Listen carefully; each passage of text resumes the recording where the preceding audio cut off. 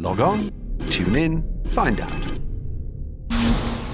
Another good idea from Cambridge. Four speakers have kindly agreed to be put on the spot and serve as the panel for today.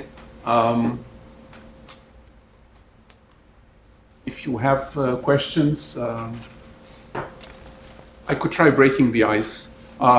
So Li Hong, you said that there are a lot of discoveries made at the microscopic level, and the impediment to transfer discovery to clinical is that at the clinical level we think about organs.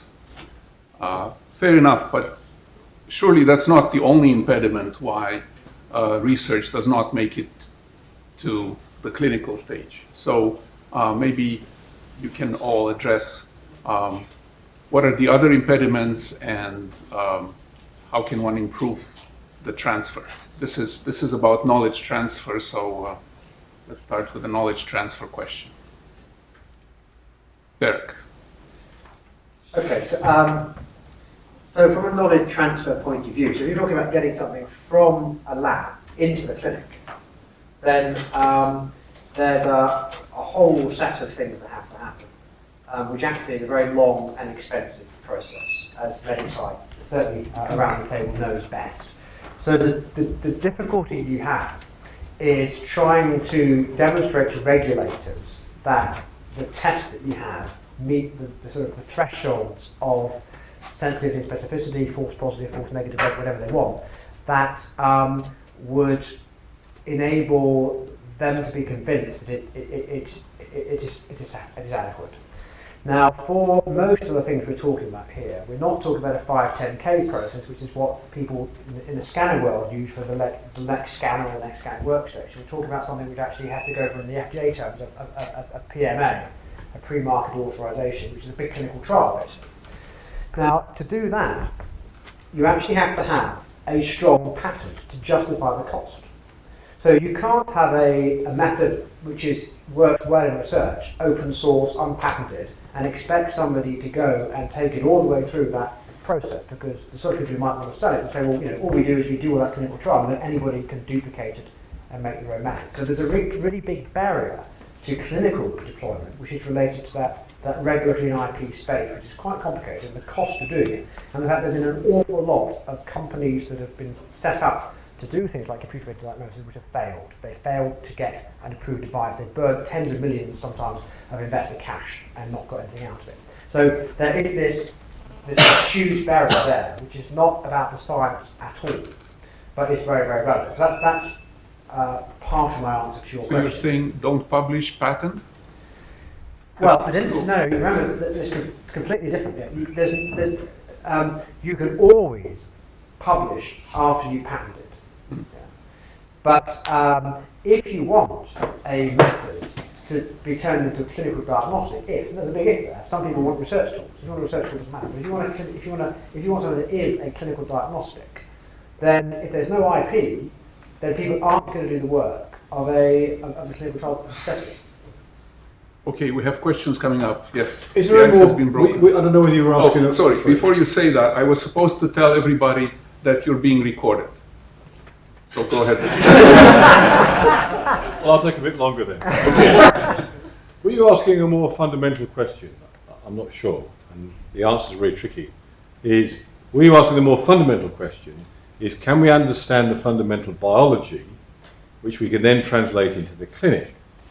And in drug development, there is a real crucial issue here, is if we see things changing at the molecular level, but no clinical changes, you've now got a big problem. A, do you convince the regulators, as Derek said, that we've got some technique? But then you've got to convince the consumer that we might take this therapy, which has no unearthly effect on you whatsoever, but you've got to take it for the rest of your life. That actually is a much bigger hurdle. So I don't know whether that was your question, was it? Taking the fundamental biology into the clinic before we can see clinical manifestations of disease. Was that the question? I'm an imager, so I don't know about the biology. Well, Anyway, But what do you your, the panel think? your hand went up too in excitement there. I think Dirk brings up an interesting point. So then, And maybe actually it would help if you tell us about your company, a few words, and what so what Brand kind of Butcher, medical I imaging work is. for Mango Solutions, Okay, which does? software and statistical software and consulting for industry. Okay, sorry, go Fair ahead. enough. Okay, so no, I think Derek brings up an interesting point. And one of the reactions could be, does that mean that you can't, everything has to be patented, and held down before you can do anything with it, which is an interesting approach. But then also, aren't some of these problems so large that one could not possibly expect the private industry to actually, especially one company, to go after it? These are things that need to be actually funded from more of a government or even continent level. Things need to be funding needs to be brought together, not just for venture capital companies to do this, but actually more from a societal point of view, so that people need to get funding from some other mechanism. Can I respond to that? I completely agree. I think that there's a fundamental problem. The reason we haven't got all the last 25 years has seen phenomenal progress on image analysis methodology in a huge range of areas. And why has so little of that made it into clinical practice? It's not just very conservative radiological practice. There's a bit of that. I really don't think that's the main problem. I think there is a huge problem with translation, and it is a combination of this biology interface and the question about who should pay for it, because it's in many ways, it's not quite as risky as developing a drug, but it's a similar problem, because to actually demonstrate that this thing doesn't just work as an algorithm, but does something clinically useful, which regulators from a risk analysis point of view think can be used as a diagnostic, and then it will be reimbursable based on health economics argument. All that process is hugely risky. So I do think that the current model, which is solid IP, and then spend lots of money developing it, and then hope to sell it for a lot, is just as broken as is the pharmaceutical industry's drug development model. It doesn't actually work, and we do need to look at new models. And I think that new models which are involved in other funding mechanisms other than traditional, either basically shareholder cash risk capital methods, something other than that is probably necessary.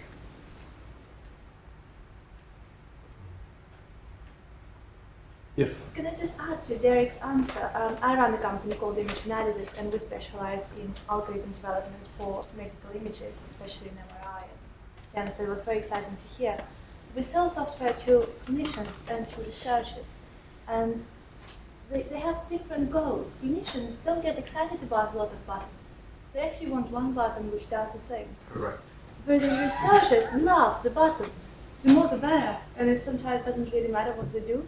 And I think that's where there is a disconnect between academia and the real world. I mean, I work in an environment where, fortunately or unfortunately, we have a mixture of both, and I see both sides of the fence. There are colleagues of mine that do like some sort of commercial tools that have a single button, and they really don't want to know what's happening. They want a black box.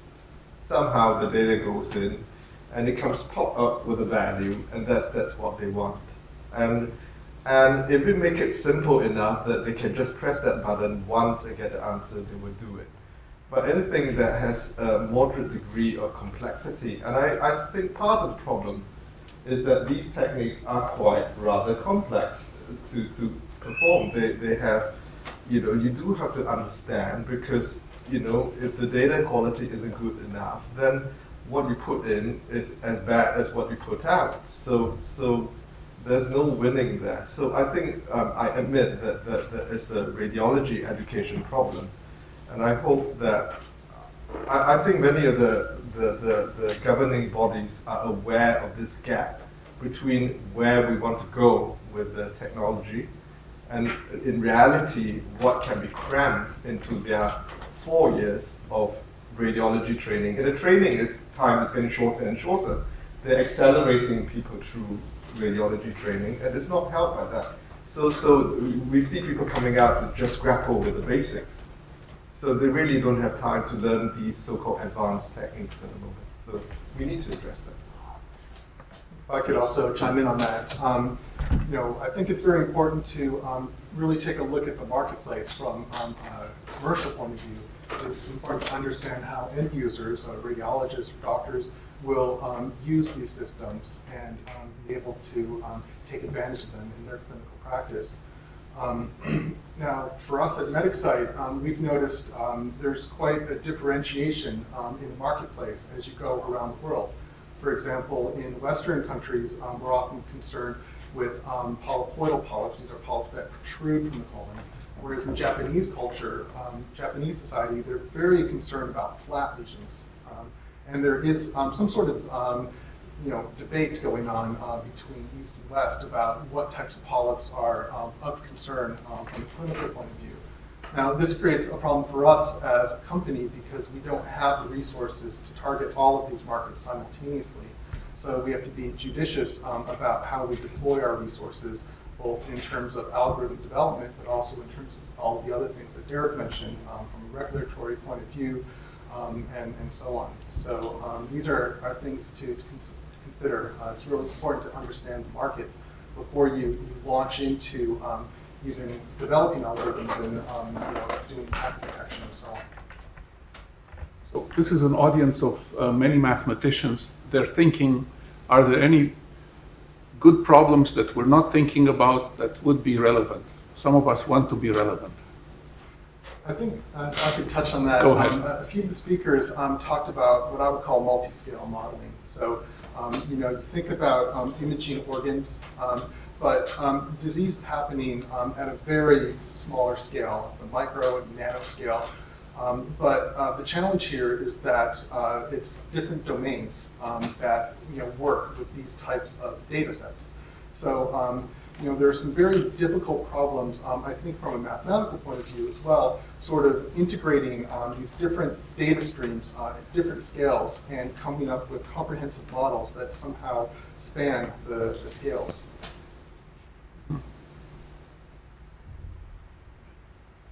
The other good. I think in terms of the challenges that are out there, I think there are huge challenges. And I think the drug development and the research world, there's real value in taking out into translating it into the research and development environment. So you take it out of the kind of methodology lab into the clinical research environment. And then you haven't got all these regulatory commercial problems. You're trying to answer important scientific questions on maybe large natural history studies, like there are in a number of those going on in various disease areas. Or you're trying to answer problems in therapeutic trials, whether it's a drug or some other treatment, does it work? And that's a great area to demonstrate the validity of methods. And I think there are huge challenges that remain. One of the things I think we've touched on a number of times, which is what is the correct way, mathematically, of representing variability between subjects or same subject over time? We looked at the colon and the issue of the conformal mapping to a cylinder, and saying that's not the right physical model. I can't remember who asked that question, but it's an approximation. It's basically you're using the conformal mapping as a constraint on the algorithm. You're trying to do something completely implausible. You're not using it because that is in fact the correct physical model. Similarly, in trying to find a hippocampus in the brain, people have given up trying to find a single mapping from a generic hippocampus to any subject, and say, well, instead we need a whole family of example images, an atlas, the multi-atlas method, and we need to try the trial and error, find which match works best, and not just do that visually, but automatically. And so what that, I think, is telling us that the tools we have, the transformation model we have, some of the geometry we're using, does not deal with the actual underlying variability we're seeing. And I think it'd be fantastic if we had new and better models so that we could map between and within subjects better in a way which got rid of the implausible solutions, but wasn't using the wrong maths. I think people sometimes get very head up. We need a diffeomorphism, we need a conformal math because it's kind of a mathematical elegance. That's not the point. What you want is something that actually fits the biology, and that's where there is, I think, a lack of tools from the mathematical world to help us. Yes. Derek, just taking that a bit further, are we at the resolution we require, say, I don't know, for looking at the brain, with the current imaging techniques we've got to allow us to do that modelling, or do we need to go another step, sort of bit from the question earlier on, that we need to look at take the micro level and then model it forward? Do you think we have got enough information with the current modalities to allow us to map this is variability. Because one of the problems is a topology problem, which is Yeah, at yeah. the resolution of the MRI, Well, yeah, the yeah. topology changes between subjects, where there's no actual topology change if you look at a finite resolution. Yeah. And so it's a partial model effect thing as much as anything. So you're absolutely right. One solution to this problem is to have a way of modelling it at a higher resolution, which is higher than the resolution you can actually image. But then use that to represent the transformation. And that way you aren't tearing a transformation. You actually have got, there really is something between the solical walls which you could, which you can't see in the MRI along the regional fusion. So I think that's a great way, and it links beautifully with that scale modelling approach. So I think that's a fascinating challenge. And I think we've got all the imaging, the macroscopic imaging analysis give you some sort of indirect handle on these downstream effects. The real, but how do you get closer to what's really going on? That's a fascinating question. If that can be reached, and that comes back to the modelling. How do you get a model that you can validate properly? That's a huge question. Regulatory-wise, it's a nightmare, but in terms of just getting it good enough for a clinical trial would be sufficient goal. So Li Hong, how close are you to clinical use of the photoacoustics? Right. So I'm a co-founder of two companies for preclinical instrumentation. So one company has announced a product, and the other one is almost ready. I work with Philips for clinical instrumentation, and so obviously Philips is very interested in this area because it's a big company on conventional ultrasound pulse echo imaging. Photoacoustic tomography is highly compatible with conventional ultrasound imaging because the receiving component is shared between the two imaging modalities. You don't have to sacrifice original ultrasound imaging capability. So photoacoustics is considered an add-on to ultrasound imaging. Physicians, we think will feel comfortable with this new addition of contrast, which is based on optical contrast. Your ultrasound will not see the same thing, will not see the contrast. And so we're trying to leverage on that for acceptance, for physician acceptance. We understand that every time you introduce a new imaging modality, it doesn't mean physicians will automatically embrace your technology. But by having dual modality imaging, maybe the barrier will be lowered. So it took us a long time to go through the IRB, Institutional Review Board, for the protocol, not really because of the concern in terms of safety, because we use a NC safety limit.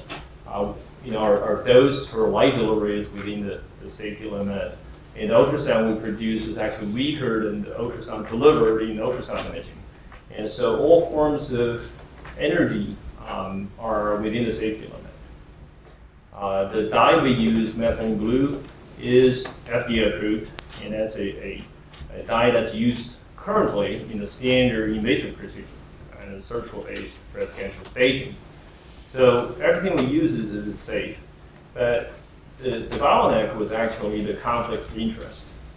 And so by WashU, Washington University standards, if I'm the PI on a grant, I automatically have conflict of interest on the clinical study. In addition, I have patents, so I got financial conflict of interest going on as well. So that took us almost a year to go through the IRB approval, but eventually we got it with constraints. So we had to follow some of the constraints. We just started our first patient. In fact, a few months ago, we had trouble recruiting patients, in part because of the reality. Physicians, surgeons are extremely busy on their days of service. They sometimes don't even have time to go to the bathroom. So our lab is in a separate building from the OR, and the physicians simply do not have time, 10 minutes each way, to walk to the lab because the next patient will be waiting for her. We work with a female surgeon. So we had to move our system to the same building where the OR is. Very likely, we found a room one floor above our OR, and so we just moved that a couple of weeks ago. Sure enough, now we have many more patients volunteering for our study. In fact, last week we got our second case, and yesterday we got our third case. So it's moving along pretty well. And the first case was the image I showed today. So I heard results for the second case already that was a success. I haven't heard about the third case yet. I hope it's a success as well. So it seems to be a very promising approach. If this works, I'm hoping to use this as an entry point for very broad range of clinical applications with 6 or 7 centimeter penetration, totally non-invasive, totally non-ionizing radiation. I'm hoping to find a lot of applications, but we got to start from somewhere, And Philips is a great partner because once they succeed in one application, they will broaden into many other applications. It's very much like ultrasound imaging. It's not limited to just one clinical application. It has huge advantages in, for example, cardiac imaging by using ultrasound because of its imaging speed. It's real-time imaging of the heart. The beating of the heart you see from MRI is not real-time. Okay, it looks like real-time, but it's not. Right? It's gated. So in terms of applications we're looking for, the breast cancer staging is the first. Breast cancer screening, I think that would be potentially very powerful. And we're looking at the GI tract, the upper GI, and the colon. We're even looking at brain imaging. And skull is in the way, but we're looking for a solution to that problem as well. Prostate imaging, Operation, there are groups working on that. We are interested in that problem as well. So you name it. There are many possible applications within the reach of a few centimeters. We're very interested. Because we can provide functional parameters that cannot be measured by any other modalities, and that's a huge advantage.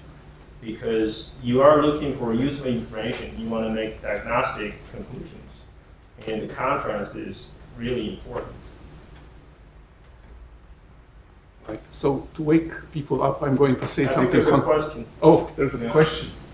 Go ahead. Is it, from a strictly mathematical point of view, is there a distinction between the work that you do and problems of geophysical exploration, for example, trying to find oil under the surface of the earth, or trying to map the bottom of the ocean, or GPS, the problem developing the contours of the earth from a GPS signal? What is the essential difference between medical imaging problems and geophysical imaging problems? So what we deal with is an inverse source problem. So we generate acoustic sources inside a 3D volume. So in geographical imaging, you can deal with the inverse source problem as well, like earthquake. The difference, in our case, we know exactly what time zero is. Because the moment we fire a delta laser pulse, that's our T1 or T0. In earthquake, of course, you don't know what time zero is. So there's a difference right there. We have access to tissue a little more easily, right? So we can surround, for example, the breast with a lot of ultrasound transducers. So we have more data points. Oftentimes our problem is very stable, very well posed. Where imaging of earthquakes, for example, is a harder problem. With the GPS, it's quite similar as well. But my understanding is it's actually also there's an issue with time zero. So in 3D space, that's why you need at least 4 satellites to pinpoint. But in our case, if you have a single point, we only need 3 detectors. And is there any interaction between the communities who do geophysical Not really. Meeting and- You know, except by reading the books written by previous authors working in those kind of problems. So we learned something from those previous works. I think if you look historically, there's been a lot There'll of... be interaction in December. There'll be conference with the Japanese and medical doctors here. So there'll be interaction. There's certainly been, quite a lot of links people have been trying to make between sort of non-linear optics and medical imaging. A number of comments in that area over the years. You know, if you look at things like the radon transform used in CT scanning, called inverse radon transform, that's very much comes from other areas. Yes. And there was some, one of the areas of motion imaging synergy eye chemicals was that Godfrey Hounsfield, this picture we saw up here, when he gave his Nobel Prize winning speech, he acknowledged a scientist at Los Alamos National Laboratory who did ballistic imaging. He took images of test firings deep under the deserts of the US with massive linear accelerators and kind of holographic formulation. So he did a lot of maths that was then used in the CT scanner for taking the test firings of in the military world.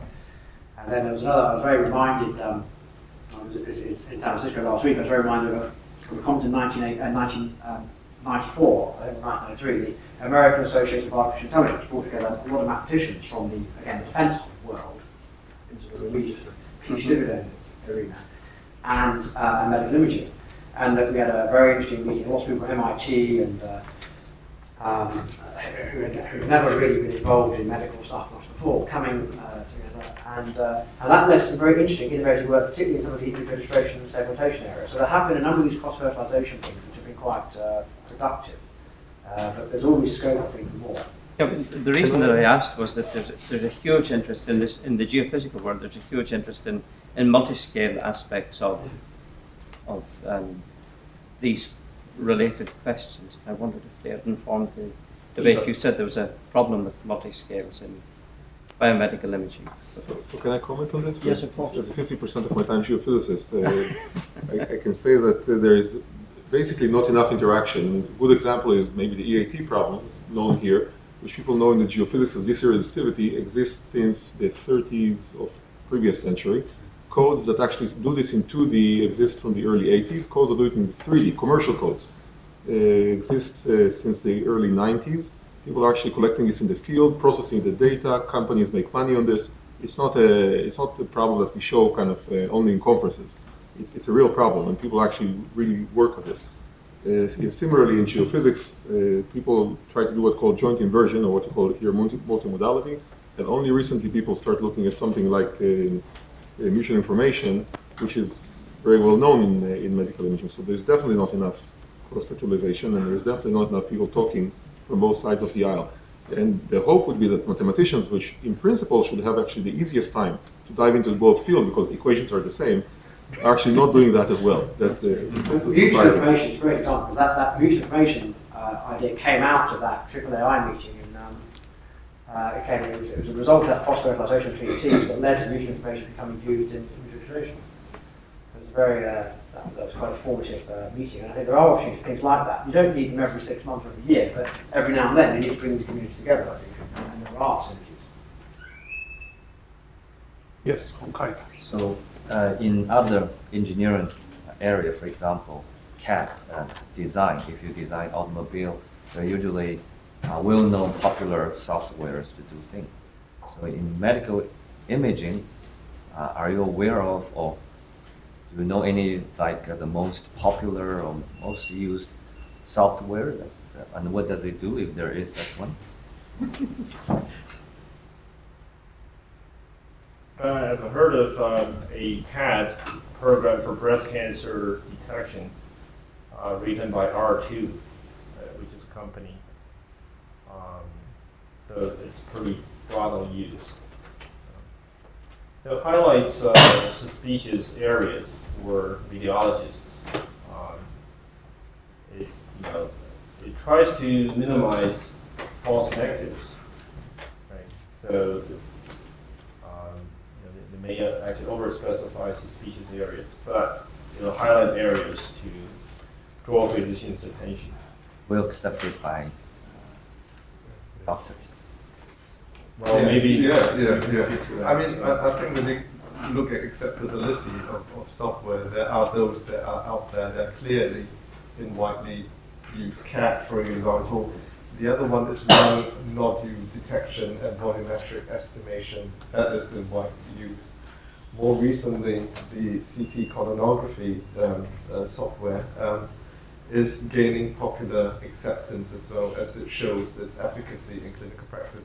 But when it comes to pretty much more the research type of things like DCE, MRI, then I don't think there is a consensus. I think some of the vendors are now looking very hard. In fact, if you look at all the major imaging vendors out there, and by that I mean GE, Siemens, and Philips, they all have a take on how they want their multi-modality workspace to look, and each of them will try to do it slightly differently, which, if you think about it, yes, it's logical, but on the other hand, it really doesn't help a lot in terms of standardization. So that's the other issue that eventually we need to cross that threshold. How are we going to compare the values that you get from one and the other? It may never, we may never get there, but the idea is hopefully, So again, my take on your question is that if you're looking at clinical practice, then the software for image analysis and viewing, the dominant suppliers are the people who sell scanners. So it's Philips, Siemens, GE that sell scanners. Occasionally they put some software from another company into their workstation and sell it with an OEM deal or whatever. But typically those are the main manufacturers. Very few companies, R2 is an exception, have done very well at breaking in independent of those entities. If you look at research, it's a completely different environment, and the most mature area is neuroscience research and neuroimaging. So in neuroimaging, there's two UK software packages which are basically dominant globally. One is statistical parametric mapping, which comes under UCL, and that has become the major way of analysing task-based fMRI, and for looking at certain types of voxel-based group-wise analyses. And then coming out of Oxford University, which people here probably haven't heard of, but it's just on the 10th. There's a tools called FSL, which came out of the FIMRA group, which are becoming extremely widely used, probably going to be dominant in areas like resting state fMRI and DTI analysis in the brain, and also some other sort of structural analysis. So those tools are available basically, at least for non-commercial use, scientific licensing, absolutely freely as source code. And of course that works great, but then, as I said earlier, then taking those tools and turning them into products, well, who's going to pay for a clinical trial to do that? The answer is nobody with those particular tools. So I think there's a huge difference between the R&D space and the clinical space.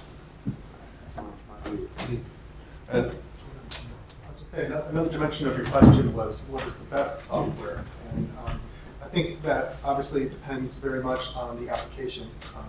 Particularly, in colon, MedicSite has a CAD, but there are several other companies that are also developing CAD. As well, there are many universities that are developing colon CAD systems as well. Unfortunately, in colon CAD, there is no standardized data set on which everyone tests their algorithms. So it then becomes very difficult to establish what algorithm is best. And even if you could do that, clinical practice is evolving. So you might have a data set today, but then a few years from now, things are going to change. So it becomes very difficult to identify what is the best. And in fact, many companies are sort of concerned about entering into some sort of competition because they don't want to appear too low in the ranking that could impact sales. So, Yes, I'd like to add to that. I think it's a very good point, and the concept of open data, let's say, right? Yeah. And I know several efforts are currently going on, in terms of this. I think the National Cancer Institute in the U.S. has an entire collection, maybe 15 to 20 complete studies worth of data that some are publicly and some aren't. You kind of have to ask them, whether it's CT, PET, or MRI. So these are slowly becoming available in the cancer space. And then there's projects like ADNI for Alzheimer's disease, OAI for osteoarthritis, North American-based things where you can simply ask for these data, send them a hard drive, because maybe it's something like a fraction of a terabyte worth of data, and they'll send these to you. So I think open data is definitely an issue, and I think it's starting to be addressed.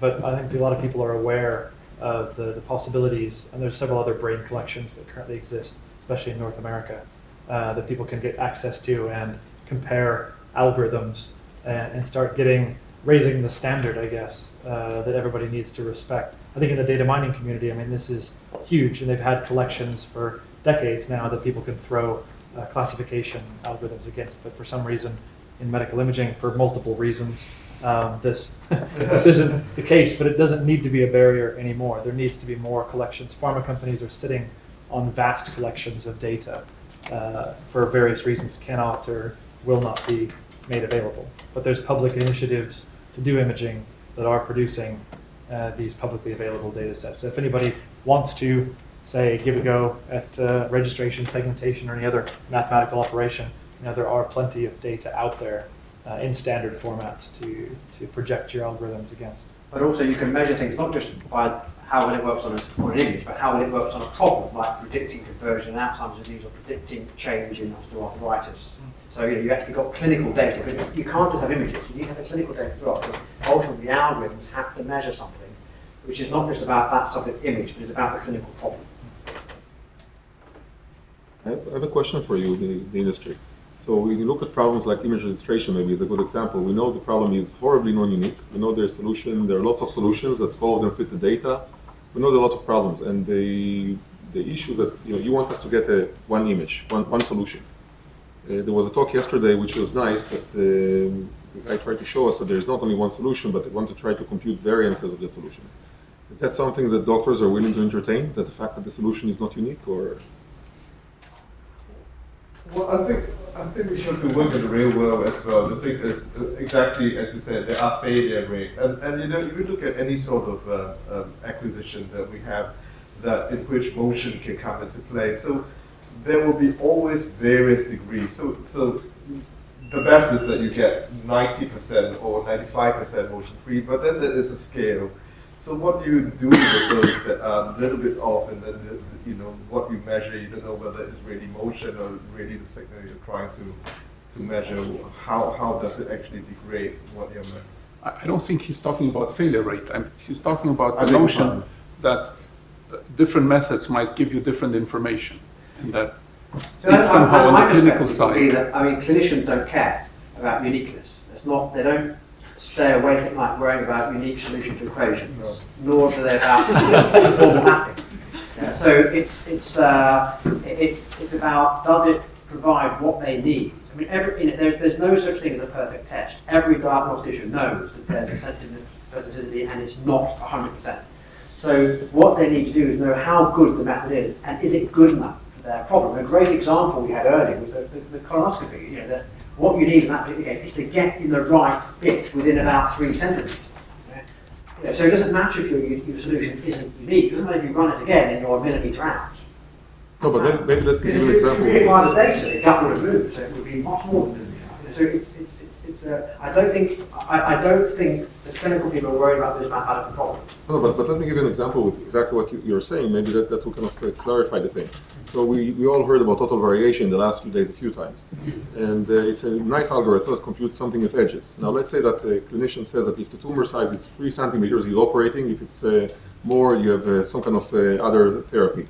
And you measure, you go ahead and you look at these images, and all of us who had kids went through this experience that you go through an ultrasound, the clinician measures something and does these things.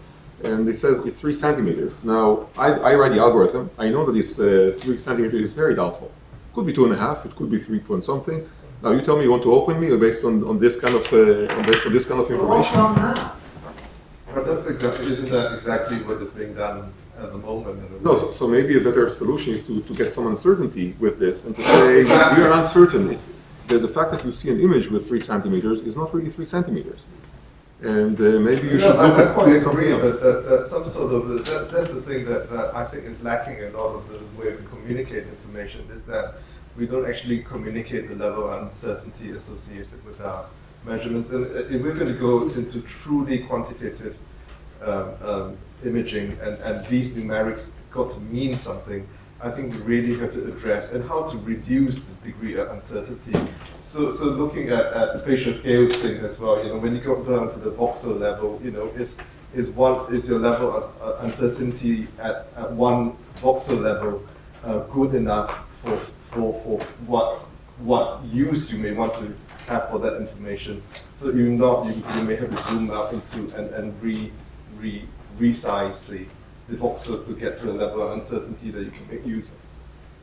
But also, it's also a multifactorial problem that clinician is dealing with. It won't just be one measure. There will be a number of measures that you're currently putting together in your head to come up with a diagnosis or a way in which we're going to go forward with a particular disease state. And that may actually, those extra parameters may come from imaging, they may come from other areas like circulating biomarkers. So there is, go right back to the beginning, there is a real need to bring together models that help us in decision making, in which imaging is one parameter within that model. Now there are some cases where it is 0 and 1. I do agree with imaging, but a lot of cases it isn't. It's a multifactorial problem. So what happens in practice is that typically when you go to a regulator to qualify a biomarker or to present for a PMA to get a diagnostic, you're going to have to propose what's called a cut point. So you have to look at the data from the right sort of patients, those who, based on following them up, are either category 1 or category 2, sick or well, or whatever it is.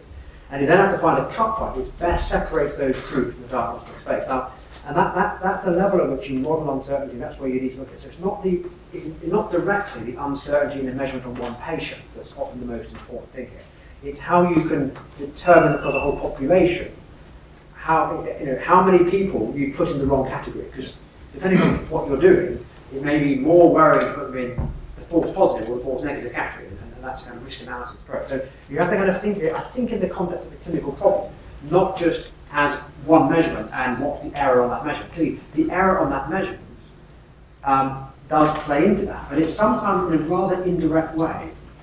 And do not overestimate the quality of the certainty of current methods, whether it's lab assays or whether it's, with all due respect, radiologists measuring tumour diameters. There are big errors in those things. I can chime in. So, if you want to measure the tumor using total duration method, that may be the first cut estimation. If you were to operate on a tumor, eventually to be accurate, you really have to, after you debulk the tumor, you really have to monitor the margin, make sure it's clear of tumor cells. A number of groups are using fluorescence imaging, especially molecular contrast agents, to make sure you don't have any tumor cells left. And so I mentioned briefly, we're trying to use photoacoustics to mimic histology, but we want to do it in vivo, label-free.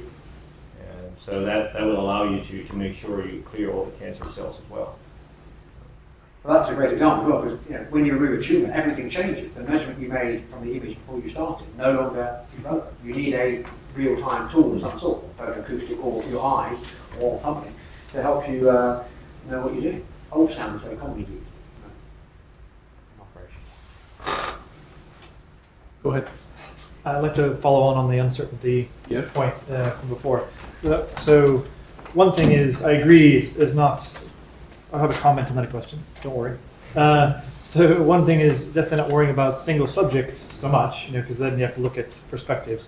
But what you describe is more of a classification problem, false negatives, false positives. I don't know if that's exactly from a clinical trial point of view necessarily how they judge things, to a certain level, at least from my experience with this. So I think it's more interesting to characterize uncertainty, hopefully at multiple levels. So at a subject level, and then groups, and then the whole study itself, and being able to ideally quantify variability from all those different sources. And if you can, there's a bit of an identifiability issue, but if you can somehow put variability into the different buckets, that are going on, that would be quite, I think, valuable to people running a study. Which, sure. So if you talk about biomarker qualification, Mark Walker at the FDA, who's in charge of the biomarker qualification bit, he wants that whole series of measures of variability. But in general, what matters, the higher up you get, the closer you get to the question of will this test. So if it's a biomarker, he still wants to know a false, a positive or a negative, and he wants to know what the false positive or the false negative hazard ratios or positive, negative values. He wants those numbers because he wants to know how many people are not going to get enrolled in the trial who could have benefited or are enrolled who won't benefit. Okay, I think we're talking about, I'm not talking about biomarker validation as my specific example. So I think we're talking about slightly different things. But I'll get to my question. So my question is, we saw some nice examples of, say, single subject analysis, of data in the various talks today. So my question is, I didn't really see estimates of uncertainty alongside of, say, results from registration or reconstruction of imaging from data. So I'm wondering, how do you guys either do it yourself or propose to provide information, levels of uncertainty or variability of the results of an analysis or the results of a method to your customers or to your colleagues or scientifically? This is something that we had to deal with significantly at MedicSite. Our colon cat product it detects polyps, and in order to get regulatory approval in the United States, we had to do a very comprehensive clinical study showing the effect of the CAD on readers. So, we took a population of readers and a population of patients, and they used the CAD. We were able to show that they improved, but using the CAD. But it's not enough just to show that they've improved. You have to prepare confidence intervals and show that the confidence intervals don't overlap. Before the CAD and after the CAD. So I think part of the answer, at least for us, to your question, was to hire statisticians and characterize the overall performance of the medical device. For us, the patient level details aren't perhaps so important as the overall characterization of the medical device itself. I'm interested also in the photoacoustic method. So for any biological applications, we have to do multiple animals and present the error bars and do a statistical analysis. So you can't really publish any of your results in biological journals. We found out without proper statistics. To get an NIH grant nowadays, if it involves any clinical studies, you almost must have You have to have sample size calculations and everything, right? I mean, I think you have to provide those up front. Yeah. For these applications these days. Right. So, so eventually you have to involve more. But I'm also curious at the subject level, like, if you provide just a scan, an image, say you're detecting the lymph node in your example that you had, how do you communicate uncertainty within that single image? Right now we're still in the testing stage. So we're in the learning process. From the image you can compute, like you can process the area that shows the central lymph node. It's going to give you variation. You can estimate certain things from that aspect. But how do we translate that uncertainty into physiologically meaningful error bars? And that's something we're still learning. I'd like to make my controversial comment. In the last minute? Right, in the last minute. Yeah.